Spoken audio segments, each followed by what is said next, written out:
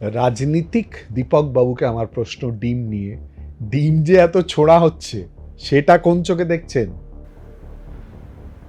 ডিম যেটা ছোড়া হচ্ছে সেটা আমরা খুব ভালো চোখে দেখছি, না ছোড়াই ভালো। আবাসনে যারা দুর্নীতি করেছে এবং যারা এই দুর্নীতির শিকড়ের সঙ্গে জড়িয়ে বেআইনিভাবে আবাসন পেয়েছে, কি ব্যবস্থা নেবেন? প্রশাসন কাউকেই ছাড়বে না। আমাদের আবাসনেও যদি সেই ধরনের কিছু দেখা যায়, তাদের বিরুদ্ধে আইনানুগ ব্যবস্থা নেওয়া হবে। এরকম বহু আইন আছে। অপপ্রয়োগ বা রাজনৈতিক প্রয়োগ ঘটাতে চাইলে সেই আইনগুলো হাতে এক একটা ব্রহ্মাস্ত্র। 2026-এ দুপুরের পরে আমরা যখন জানতে পারলাম যে পশ্চিমবঙ্গে সত্যি সত্যি বিজেপির সরকার গড়তে চলেছে, সেটি ছিল সবচেয়ে আনন্দ।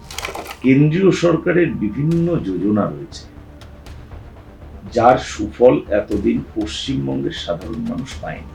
আচ্ছা, সেই ধরনের সুফলগুলো তাদের কাছে পৌঁছে দেওয়ার জন্য আমার মন্ত্রক